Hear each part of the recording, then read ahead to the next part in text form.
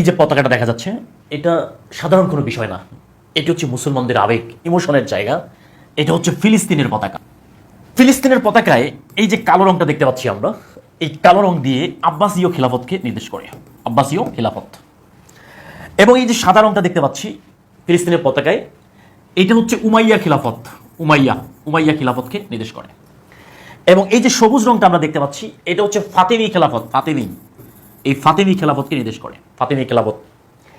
আর এই যে আমরা লাল কালারটা দেখতে পাচ্ছি এটি দিয়ে হাশেমি বংশ, অর্থাৎ হাশেমি বংশের গৌরব ঐতিহ্যকে নির্দেশ করে।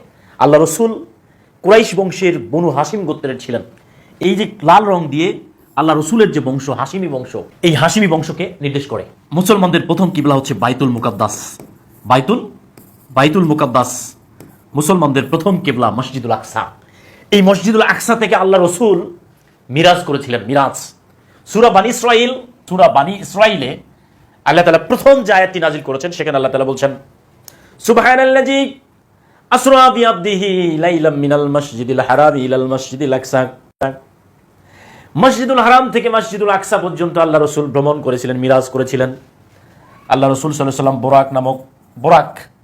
বোরাক নামক এক বিশেষ বাহনে, যার স্পিড হচ্ছে পৃথিবীর কোটি কোটি রকেট বিমানের থেকে অনেক বেশি গতিশীল, আল্লাহ রসুল মসজিদুল হারাম থেকে মসজিদুল আকসা পর্যন্ত ভ্রমণ করেছিলেন, মিরাজ করেছিলেন। ফিলিস্তিনের মাটি, এখানে বহু নবী রাসূলের জন্ম হয়েছে। এইখানে এটা হচ্ছে মুসলমানদের সবথেকে সেনসিটিভ, মুসলমানদের সবথেকে গুরুত্বপূর্ণ জায়গা। এই জায়গাটা বর্তমানে ইসরায়েল দখল করে নিয়েছে। ইসরায়েল শুধু দখল করে নেয়নি এই জায়গাটা, ইসরায়েল 1948 সালে 1948 14ই মে পৃথিবীর ইতিহাসে ক্যান্সার নামে পরিচিত একটা রাষ্ট্র ইসরায়েল, ইহুদি রাষ্ট্র প্রতিষ্ঠিত হয়েছে 1948 সালের 14ই মে। ইসরায়েল প্রতিষ্ঠিত হওয়ার পরে ফিলিস্তিন বা আরব বিশ্বের সাথে, ফিলিস্তিন সহ আরব বিশ্বের দেশগুলোর সাথে ইসরায়েলের 4টা যুদ্ধ হয়েছে। প্রথম বিশ্বযুদ্ধটা হয়েছে 1948, এই যুদ্ধে আরব দেশগুলো হেরে গেছে। এরপরে 1956 সালে দ্বিতীয় যুদ্ধ হয়েছে, আরব ইসরায়েল দ্বিতীয় যুদ্ধ। এই যুদ্ধেও কিন্তু ইসরায়েল জয়লাভ করেছে। এরপরে যদি আমরা দেখি 1967 সালে আরও একটি যুদ্ধ হয়েছে, আরব ইসরায়েল তৃতীয় যুদ্ধ, এবং এইটাকে বলা হচ্ছে 6 দিনের যুদ্ধ।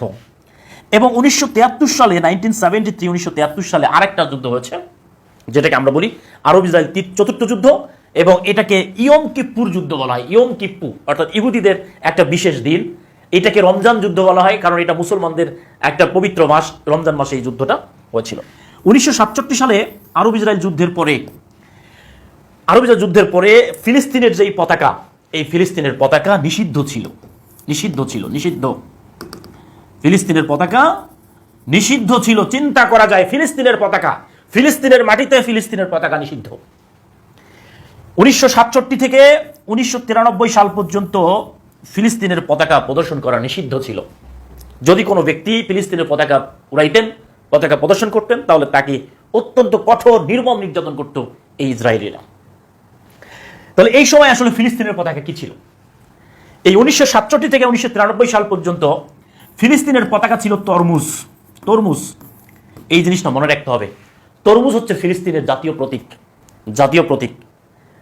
ইসরায়েলদের ভয়ে যখন মুসলমানরা ফিলিস্তিনের পতাকা বের করতে পারত না, তখন এই যে এখানে একটা রং দেখা যাচ্ছে, যেটা বনু হাসিম গোত্রের প্রতীক, এই যে লাল রং, আপনি যদি একটা তরমুজ কাটেন, তরমুজের মধ্যে 4টা রং দেখতে পারবেন।